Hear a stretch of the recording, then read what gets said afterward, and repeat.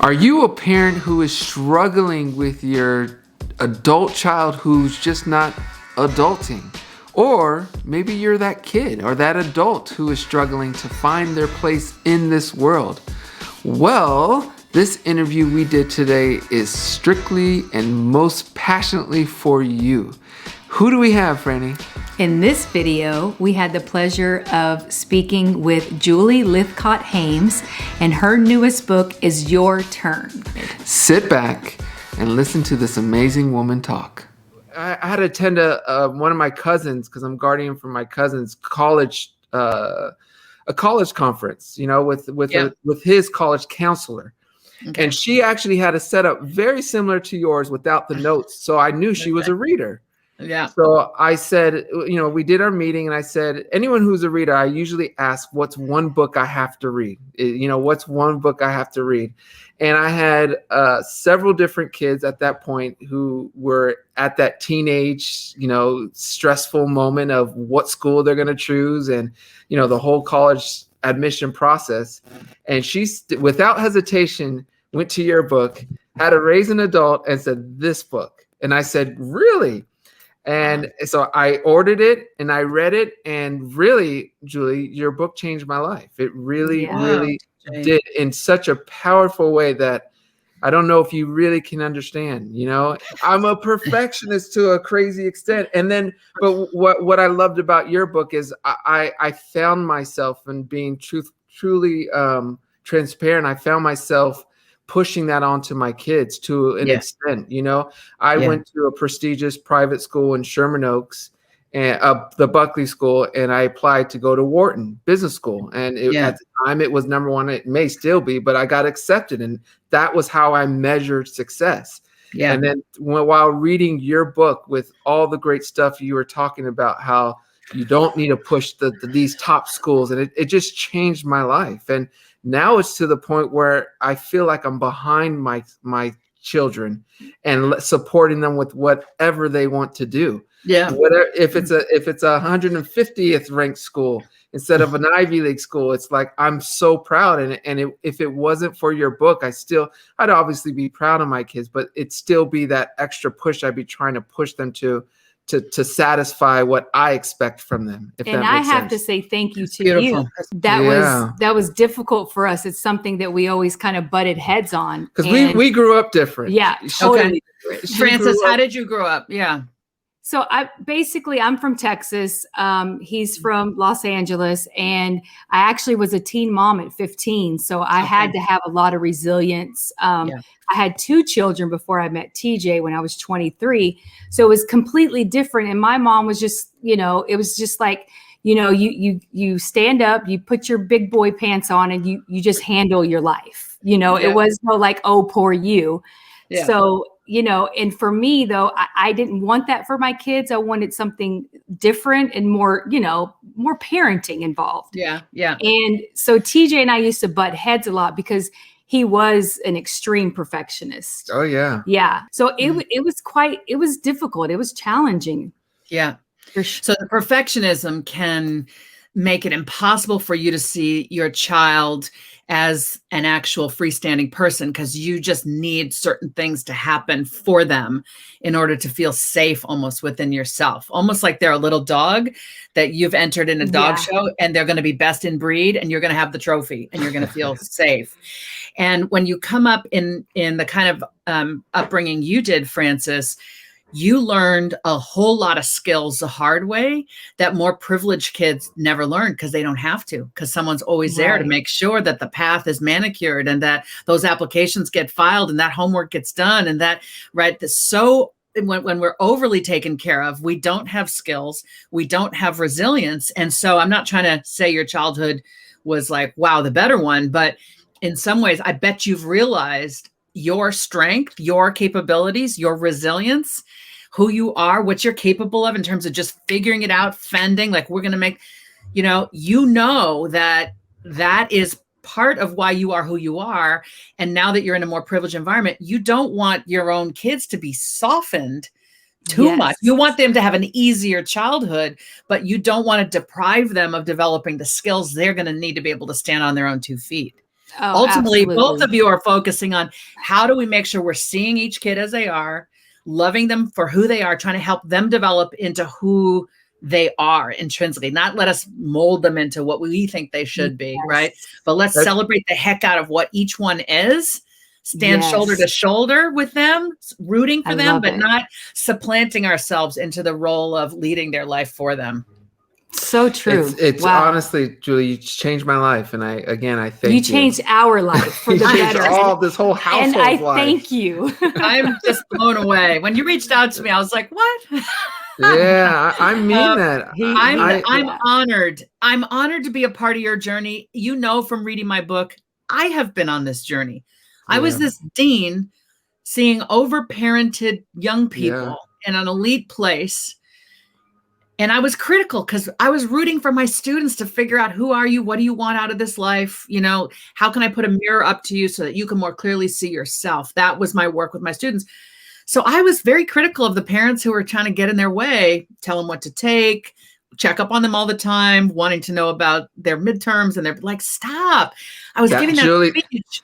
But then I know it was me is my point. I came home to my house and my kids were 8 and 10. And I realized, oh my goodness, I'm cutting my 10-year-old's meat. Like, I'm going to be one of those parents who can't let go of college because I'm cutting the meat of a 10-year-old. And that was just the one little example of all the things I was doing for him and her too long. And how was I ever going to let go? How are they ever going to lead their own lives if I'm cutting the meat of a 10-year-old? So I bring that humility, something so simple. Something so simple actually speaks to you. Seriously. I mean, I was picking out his courses, his AP, clubs, or giving him it was awful. And really, we still have many more kids to get to that stage. And I thank you, because it's going to be a lot easier on everyone and a lot, I think, more fulfilling for everyone. So thank you so much, Julie. I'm happy for you. Good. You know, I'm a parenting kind of geek, and I take pride in it, and I love that. I feel that's the most important job I have, and you really played a huge role in taking me to another level, and I can't thank you enough for that. Yeah. His mom passed she was murdered when he was 16. So he didn't have a choice. He had to pretty much grow up very quickly. Yeah. And your mom was into reading parenting books, and she definitely passed that on to him. So I'm grateful to her for that. Wow. Yeah. Wow. You know, and losing your mom young and under those terrible circumstances may have contributed to your need to control. You know, like perfectionism is, I need to make sure, right? Everything's got to be just so. So I used the word earlier, so you can feel safe. And now I'm just going to underscore that. Like, you know, you come by that really honestly, that need to I need to make sure everything's okay, because you had this horrible thing completely out of your control happen. You know, it makes perfect sense. And I think the larger point here is we got to know ourselves. We got to know our stuff, you know, so that we can love ourselves through what the stuff we're working on is, and be self-regulated enough as parents so we don't impose our insecurities, our fears, our needs, our ego on our kids who are walking their own path. Right. Oh, man. I get chills when you say that, because, you know, and I've heard that, you know, often I've heard people say you got to follow your kids' passion and stuff, but it wasn't until I read your book that it really hit me, and I completely subscribed to it. You know, I used to, you know, with my kids in sports, I used to be a bit too high strung, and because I believed in them, you know, it's all love. It's passion. It's all love, but it was a lot. It was just too much. And it's because I believed in them, and I wanted it for them. So it didn't come from a dark place, but it ended up, you know, not being the best thing for either of us. And now with our younger set of kids, it's like, what are you liking to do? What is your passion? Let's try it. And if you don't like it, let's go somewhere else. There's nothing wrong with that. It's been a complete 180 for me. And you have a huge role in it. And let me tell you, for people listening who maybe can relate to what you've just described, but I wanted it for them. I was this passionate sports dad. You know, I wanted this for them. Yes, of course. And once we figure out that we're more interested in what our kid is pursuing than they are, we've got to take notice of that and say, hold up, is this kid doing this because I want it badly? Are they feeling a need to please me? Is that why we're in this? Why am I trying to make sure this kid has this stuff going on for them? If I get out in front and I'm basically dragging them down the path, I'm so enthusiastic, I want this for you. Wait a minute, we've forgotten the fact that this is a human. Again, not a dog in a dog show where you get to decide, I'm entering you in the dog show and you're going to run this race, right? That's the thing. They're their own human, and they, they're gifts to us from God or the universe or however you believe we all get here, and we get to provide them with food and shelter and love and opportunity, but we must not live their life for them. We can't care about their homework more than they do, about their sports more than they do. And in fact, psychologists will say that when we do appear to care more, we're basically telling the kid, I don't think you've got this on your own, so I need to kind of show up and argue with the coach. I don't think you can handle this homework, so I'm just going to make sure. Like, psychologically, it damages them if we act like we are basically caring more about their outcomes in their life than they are. It puts them into this place of psychological retreat. It makes them feel helpless, actually, because you're now handling so much and managing so much. Inside, they know, I'm not doing this all myself. I'm not even sure I want to. And they get to these existential questions of, do I exist even? Like, who am I actually? So it is a profoundly respectful thing to say to a kid, hey, kid, I love this stuff, but that doesn't mean you do. Let's talk. And for you to quell your own fears about, what am I going to do if they say they don't like this? Like, you're going to take a deep breath and say, kid, I love you no matter what. Let's figure out what you want to do. It's important to move your body. Let's figure out what sport you want to do. It's important to have some activities, but you get to decide. And then go in a loving way, talk with yourself about, why do I need that so badly? Why do I need that sport so badly? Why do I need them to play that position so bad? Like, all of that's going on for you is valid and it is worth working through. But the point is, just try not to let it impede, infect your relationship with that developing child. It's so true. It's huge because, and again, for me, it was just because I believed in their ability and their potential so much and knew that they could do it. But if they're not caring to do it, all that's going to do is cause frustration, friction, anger, every negative type of emotional that can be damaging to a relationship or to a family. And I want to strongly urge any parent out there who is finding themselves being the reason why their kids are doing anything, to really stop and just pause and have an honest discussion with your child about what they want to do. And if you follow that road, not only do I think the child will be more successful in the activity, but they'll be happier and you will be happier as a parent. And it will just be a much more harmonious and loving time and relationship in life. Very so true. And again, it was your book, How to Raise an Adult, that and hit me with it, and so thank you. I want to say something here, because we're not just talking about any family, we're talking about your family. And I'm guessing that there are some offspring and some cousins over the generations who have maybe had that musical talent, but not had the interest in necessarily making it their entire life, or who have not had the talent and feel excluded from a family where that is the talent. This can happen in music. It can happen in football. It can happen in politics. It can happen in any situation where the family business is, or the family is known for being so good at that. Like, imagine a Kennedy, someone in a Kennedy family who does not want to run for office. What's wrong with you? What do you talk about? How do you discover your own value in a family where the value seems to be politics or music or football or whatever the case may be? I mean, I'm picturing a conversation I had with a football coach and his son, a professional football coach. And it was clear that this coach was ashamed of this son. This son, you could just look at his body. He was not football material, I mean, it was going to take a lot of pumping iron to get that kid to even like a kicker position, right? And this kid was, just you could see this kid felt, I am not enough. Yeah. I am not loved for who I am. I That's will be heartbreaking. loved when or if I manage to be what this father emulates. My God, that just broke my heart. We don't want to be doing that to our kids. No. We don't want to be doing that to our kids. We want to figure out, who is that kid? What is he good at? What does he love? How can we support him in just being that person?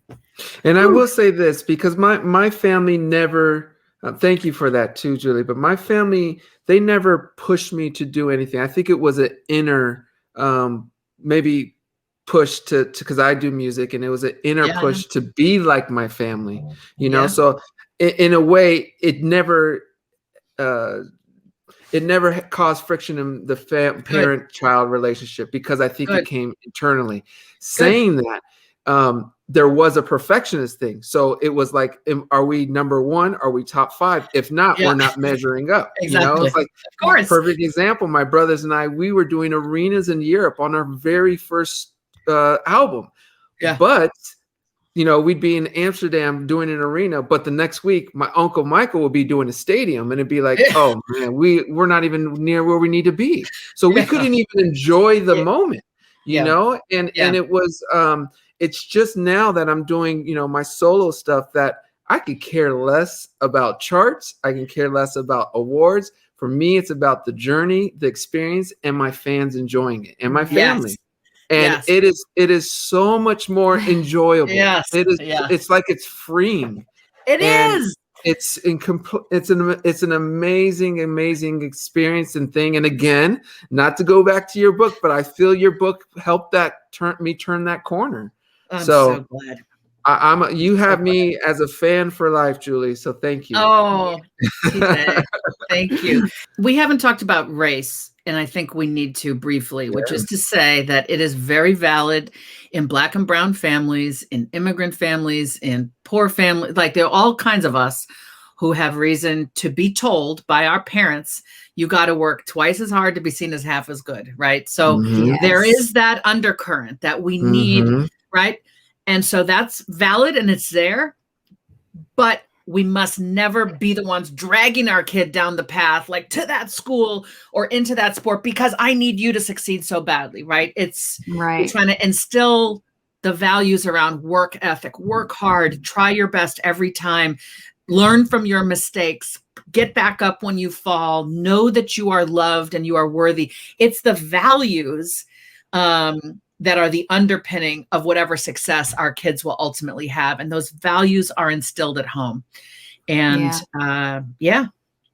love it. Okay. So I do have a couple questions about this. I love this one. I'm so glad. I'm so happy this book is finally done. I'm so glad you have it. Yeah. And by the time people see this, it's going to be the week of the release. So I'm going to look in the camera and tell anyone, if you want to be a solid parent, get this book for your child, even if they're a little young. Let them store it until graduation time. And here's the thing. Not only is the book for them, but I'm learning a lot. Yeah. Oh, that's what I was going to say. You're young enough that you're still, as we're talking about your perfectionism, which is totally valid, and your resilience and your strength, all of that's what's in this book. It's how to be in it. This is basically for anybody 18 to 34 is the target audience, whether you have kids or don't have kids. Julie, we're older than that, but in reading this book, I truly feel I'm benefiting a lot. And I'm going to tell you why I think parents also need it, is because I think they need to help their kids down this road and remind kids. Because I think kids, I'm thinking of one of my sons, my 21-year-old. I'm sure he has pressures that I can't really understand or I don't really know about. And it would be great for me to be able to remind him of some of the great things you're teaching in a subtle way, you know, without pushing or without. But this is, I think you need to understand this isn't just for 18 to 35. I think it's for all 18 and up. I really do. I appreciate that. I've been hearing from 40-somethings and 50-somethings that I'm seeing my story in your book. And so I appreciate that endorsement. I think you're entirely right. But there's a couple of things I do want to mention, and the whole concept of fending. I Yeah. love how you explain that, how you wrote that. Is this where I'm going to come in at? If Yes, you want to take Frances. over, my love, you can. She doesn't talk often. I'm always the one talking. So when she Come talks, on. I zip it. No, it's just that you're always telling me like I need Oh, to, yes. you know, like let them do their own thing. And I've also gotten better with that. Yeah. Because like I said, I mean, my mom, she raised 6 kids on her own, 7 kids. And it's like, you know, she was working. We had to pretty much make our own dinners and do our, you know, fend for ourselves. Yeah. And I just wanted to be that mother. And it's not her fault. My mom had to feed us. Yeah. So she had to go out and work. And so me and my sisters, we pretty much had to fend for ourselves, and my brother. And I feel grateful for it. I really do. See, but as a mother, I feel like you're always trying to help them so that they you don't. She's overcompensating. So, and I've been calling her out. And Julie, it's the first book, How to Raise an Adult, that has helped me call her out and tell her you can't be doing that. You're actually hurting them. I'm telling you, everyone, parents, buy both books. Buy both books. I'm pleading with you. If you get anything from me, buy both books. Really, it will change your life as a parent and as a family. Because we feel guilty, I think, as parents. Like, am I doing enough? Am I giving them enough? You know, and I feel like we need to back off a bit because it can hurt them. It's hurting them. Yeah. If the more you're doing for them, in a way, it's hurting them. I really learned that our role is simply to support them when they fall and to help them get back up and saying that's part of life. You know, and then talk about your own failures. That's what I pulled up from it, you know, and let them know that this is part of the process. Absolutely. You know, I'm looking down because I wanted to pull up an email that I just got from a woman who's basically said what you just said in the reverse. She said, "Hello. I'm a homeschool mom who home educated my 3 children all their lives. I have launched our 18-year-old to the community college. This semester is his first, yet still living at home. I just came across your site and feel despair. I gave my whole self to my kids and am fearful I did too much for them. Can they make it in the adult world? I wonder if you have a talk on when our kids are 18 and we didn't do it right. Is it too late? How do I help them now? Better yet, how do they find themselves in a world that I cushioned and overparented?" And I said, my heart goes out to you. Like you, I'm wondering and worrying whether I did too much. We can't beat ourselves up for what we didn't do, but we can apologize to them and say we want to support them in developing their independence. My point being, I don't think it's too late. Do not despair. We're in this together. And then I recommended my new book, which is, you know, that chapter 2 is on fending. And, you know, just helping your 18, 19, 20, 23, 24, whatever year old say like, hey, all right, these are some of the things you got to start doing for yourself. Maybe we did a little too much. We're sorry. And with that behind us, let's figure out how we're going to transfer responsibility to you for the things we may have been handling a little too long. And it starts young. I remember basically it was very difficult for me when the kids forgot homework at school or their gym clothes. It's like, okay, you know, I'm going to go take it to them. And then you're like, no, he would tell me you're just setting them up to, you know, expect for you to do everything for them. Right. They have to, and I'm like, but they're going to get a 0. And he's like, well, it's consequences. I'm like, okay. And again, this is coming from someone who I get it. All his kids going to Ivy League schools. I know. So I picked up. You totally have. And for people listening who haven't ingested it all as beautifully as you both have, the why is if you rescue your kid every day, their brain never learns, ow, that didn't feel good. I better remember tomorrow. Okay. You've achieved the short-term win. You brought them the gym clothes. You turned in you made sure they had their homework so they could turn it in. But that you're going to have to do that every single day for the rest of their lives because you're depriving their brain of learning how to remember these things for themselves. So it's not being mean. I mean, let me put it this way, because sometimes parents say, this sounds cruel. Like, why would you not? I want to be a helpful person. Of course, I'm going to bring my kid what they forgot. And my point, I've just delivered the point of why you must let the consequences happen so their brain learns it. The caveat is if it's the end of the year recorder, oboe recital, and they've left their instrument at home, deliver the instrument, right? That nothing, right? If it's the SAT, like I hate standardized tests. It's like if it's that one big test they've been studying for, and they're oversleeping, like wake them up, Yes. But in general, for like day-to-day school stuff, this is where and how they learn the lessons of life. And to add, I've learned that if you're doing too much for them, you're robbing them, you're diminishing their confidence in themselves to get things done, because they're going to get out in the outside world where if they don't even know how to, send an envelope or deposit a check or what a check is, because you always did it, they're going to feel like I'm not ready or I'm not no good. And that confidence, especially at that age, is crucial for them in their life. They're at big junctures in their life and they need to be confident. So I again, thank you, Julie. Yes, thank you. So TJ and Francis, this book is about adulting. So let me ask you, what do you think adulting is? What does adulting look like? Like when you can see someone say, oh, they're adulting or they're not adulting. I think adulting is just putting the effort into finding some type of your independence. I think it's taking a step of doing things. And I think, one thing I loved about your turn as well is how you listed the 5 steps that, the older generations are used to, the order. Yeah, what we were used to. We kind of broke the order because we had a child before we got married. That's true. But yes, you listed the order that society has given us for what is adulting. Yeah. And I agree with you. I think it's more about just growing through making mistakes and discovering the world on your terms and on your path. And I think we have to do a better job as a society of not making it so rigid and structured. Yeah. And I love the F words, the flailing and failing and fumbling and all those good F words. Nice. Life's beautiful F words, I call them. Yes. This is in the anti-perfection chapter. The chapters, you're not perfect. You're here to learn and grow. I quote Elsa from Frozen, let it go. Like perfectionism will crush you. Embrace failing, floundering, fumbling, falling. That's where we learn. Now, I want to know, what is your favorite chapter from this book and why? Okay. Would you like me to ask you who your favorite child is?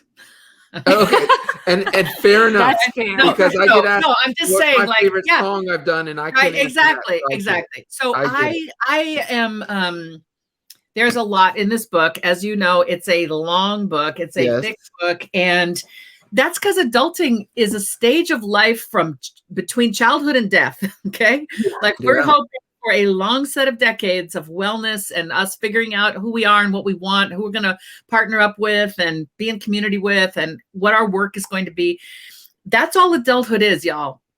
Between childhood and death. All right. A lot of years.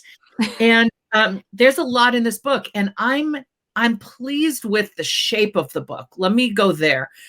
It's a genre mashup. Publishing wants you to either write a memoir or self-help or, biographies of other people. This book is a mashup of those 3 things. You get me sharing vulnerable stories from my own life path. That's the memoir piece.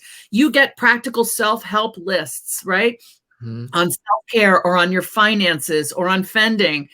And then you get these profiles of other people in the book, so that I'm telling someone else's story to say, oh, hey, look, there isn't just one way. Let me offer you a smattering, a bunch of just different stories that help you go, okay, I resonate with this person. I resonate with that person. Oh, I hope that never happens to me. I've got on these pages over 30 other people who, by the way, represent an incredible broad swath of the American community, people of every racial and ethnic background, the gender spectrum, sexual orientation spectrum, poor people, working class people, middle class, upper middle class, wealthy, highly educated, hardly educated, people with mental health challenges, people with learning differences, immigrants, children of immigrants, people who've been in foster care, people who are adopting kids because they're dealing with infertility. Like, I've got Christians and Hindus and Muslims and Jews and atheists and Republicans and Democrats and dog owners and vegans. Like, I've got this. This is my way of saying I'm not the expert on adulting. Nobody is. But I'm trying to offer you a book that shows you through other people's amazing stories how you can craft your own journey. And that's one of the things I'm proudest of. It's not a single chapter. It's my commitment to inclusion as a writer of color. I'm not going to write a book that doesn't explicitly call in everybody. All the people who are normally marginalized and otherized in books, not mentioned. I bring everybody in. I don't have a did a great job with chapter on mental health. I talk about, you know, if you've got a mental health challenge, if you've got social anxiety, if you're depressed, if you're anxious, this may be harder for you, talking about something that has nothing to do with mental health, but I'm acknowledging I'm trying to be mindful as I write every sentence that I don't know the race, gender, sexual orientation, mental health situation, finances, et cetera, of the person reading. But I want them to feel called in and to work hard with every sentence, with every chapter to try to ensure. I'm sure I failed in some regards, but please know that my intent was to be as inclusive as possible. Oh, and that's what it shows, Julie. For sure. It shows. Yes. 100%. Yes. Okay, Franny, was there one more thing before we start to wrap up? Well, I wanted to mention, because it was funny, because so we have a park right across the street from our house, and I am very, I believe I want to say it was chapter 7. You have to also say in a gated community. I know. So that's something that's important. Well, when I got to, I want to say it was chapter 7 where you mentioned start talking to strangers, and you mentioned the Adam Walsh story. Yeah. And I remember that as a child. I remember, and that stuck with me. And I think it was my mom that probably put it there. But I just mentioned it to TJ. We were in the mall also. But I was like, don't you remember the dad took, it was, maybe a minute. He took his eyes off of his 6-year-old, and that was it. And then you read the horror stories of what had happened to the son. And when I read that, I was like, oh my gosh, this was so me.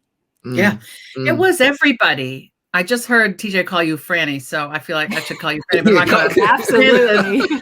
Francis, this affected everybody. And of course, that is a horrific situation, and none of us could even stomach for 1 nanosecond the thought of that happening to our child or to anybody we know, right? It's just horrific.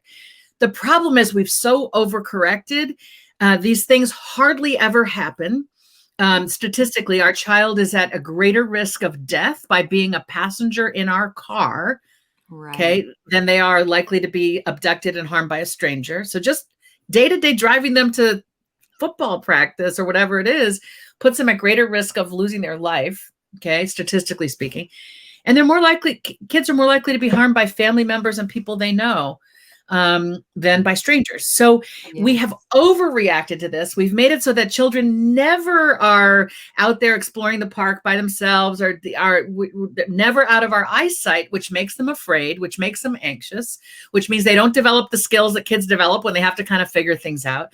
So as with all things, we have to find a better balance and be willing to give them a little bit more leeway, a little bit longer leash, so that ultimately, we've got to know my kid's fine when I'm not watching.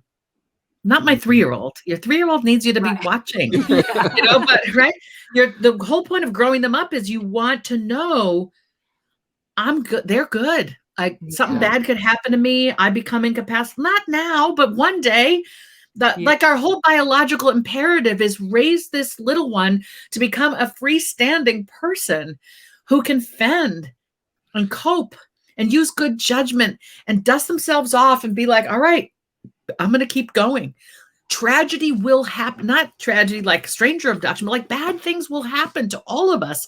That's why one of the chapters in here is called How to Cope When the Shit Hits the Fan. Like bad things will happen. I love that one. Right. Yeah. And I've got stories in here of somebody who's got cancer in their 20s and someone who's incarcerated at 18, a white male. I thought it was important to share the fact that sometimes white folks go to jail too, Yeah. you know, Yeah. right? I mean, there's a lot of social justice elements to this book. I have a Black Lives Matter story in this book about a young man surrounded by police at his college fraternity. He was the only Black kid at the frat, and they thought when there was a problem, they should surround him with guns, and who he becomes, the strength and the resilience and the mentoring he gets so that he heals from that and becomes this self-loving Black man is in this book. You know, but this book isn't about Black Lives Matter, but it will tell you about Black people, and you will discover what Black people experience. Anyway, so in the How to Cope chapter, I'm sorry, now you can see. No, I love it. I love it. Right? I've got someone with cancer, someone in jail, and somebody who became an alcoholic because of just the most challenging, awful life.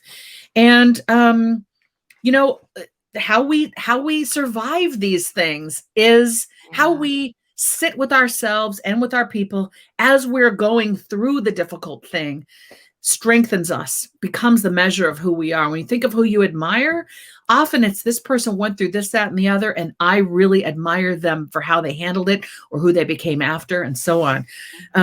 So, you know, the preventing every struggle, preventing every, you know, slightly bad thing from happening is not the goal of parenting. It's how can I be sure my kid has learned from that thing so that they are stronger and more capable of handling the next thing, which will be bigger and more problematic. And if I haven't let them practice along the way, they will not be capable of handling the bigger things, the adult problems that will come their way. 100%. Very true.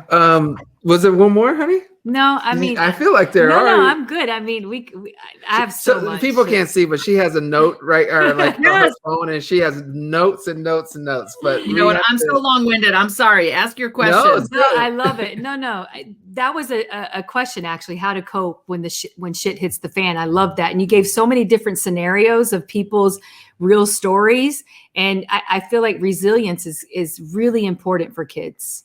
Yeah. 100%. So let's talk about what resilience means briefly. Resilience means I can cope when things go wrong. Okay.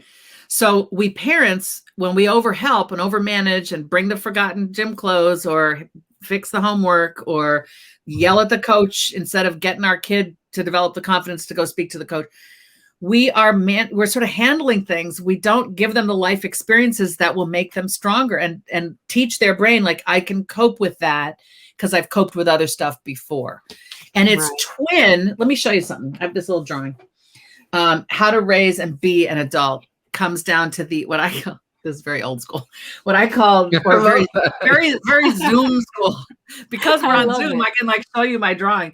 Okay. This is like the arc of becoming an adult. Okay.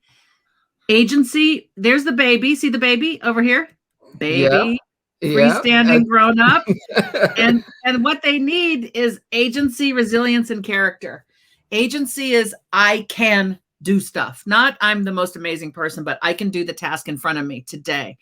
Resilience is I can cope when things don't go my way. And character is I know there's more than me in this world, and I have to be mindful of how my actions, intentions, behaviors impact others. That arc is huge. Love it. That's everything. Love it. We like to give our guests up to a minute to talk about whatever you want. I just want to say that I'm a 53-year-old Black and biracial queer woman, married to a cisgender male who's bisexual. You know, this is my identity in a nutshell. I got 2 kids, 19 and 21. I've been a corporate lawyer. I've been a university dean. Now I'm writing for a living. This is my 3rd book. We were talking about my first and my 3rd, but my 2nd, y'all, is Real American, which is on being Black and biracial in white spaces. I call this my Frederick Douglass face. If you look at how I love it. Look at my brow. I'm like, I can tell as a 1-year-old that something is not quite right. I'm this author now, and my point is I've had 3 careers. I'm still going. I'm still learning. I'm still curious. But I am clear. I am here on the planet to root for humans. I believe in all of us. I say this at the opening of the book. I believe in people. My work is about trying to help people remove the obstacles in their way, whether it's an internal obstacle of their own perfectionism or doubt or fears, or I can't give myself permission to be myself, or whether it's external obstacles like other people's racism or other people's bias. My work is about just trying to walk shoulder to shoulder with people and say, like, I care about you. How can I help you on your path? And that's who I am. That's what I'm about. I'm delighted that you found me. I'm so glad that I was able to be useful to you on your journey. You've just made my day. I wish my mother was listening to this. So, people compliment you. You want your okay. Yeah. So thank you. I mean it though, Julie. And, I thank you for all you're doing, not only for us and our family, but for society. Yeah. I've said this before and I'll say it again to any parent out there. You could be a better parent simply by reading both the first and the third book, really. Yeah. Just start with How to Raise an Adult by Miss Julie, and you will see the benefits by the 10th page. Sure. So start there, but also because it's the first week, don't forget to get Your Turn, Julie's newest book. We got to get this in everyone's hands. It deserves to be in everyone's hands. And to you, Julie, thank you. Please continue to write. The world needs you. Your voice is huge. And again, I thank you for being you. Yeah. Franny and TJ, I'm just thank you. Keep being you. You are bringing joy and fun and wonder, to people as you share about your family and your perspective on parenting, and just how you show up is so authentic and real. It just feels so good to be with you. Thank you. So keep doing that. Obviously your music is amazing. Thank you. Yeah. Thank you, Julie. Watching you bend over that You're the Mechanic and what's the song? Yes. I told him, don't change until we get home from that outfit. Yeah, she liked the way I look like in that, but he's so not a handyman. He doesn't. But I like that role. All right, Julie. But again, thank you so much, and you stay safe. Really. Okay. Thank you so much. Appreciate you. All righty. Bye-bye. Wow. I don't know what else to say. If you all can't tell how much I adore Julie and, what she's doing for not only us as parents, but for parents around the world. I think her mind is brilliant, and I promise you guys, if you're a parent, get her books. It will really, really, really improve not only your skills as a parent, but also your family relations and just your whole family lives. But I do want to know, Franny, what was your biggest takeaway? I think my biggest takeaway was when she is trying to tell young adults to start talking to strangers. Yeah. At the end of the day, you do need that human connection.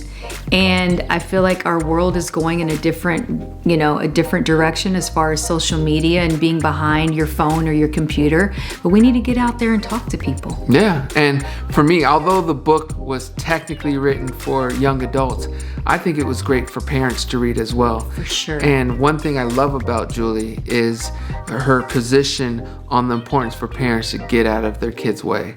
And the best and healthiest thing you can do is get out of their way and just be there to support them. I hope you guys enjoyed it. I hope you learned a lot from it, like us.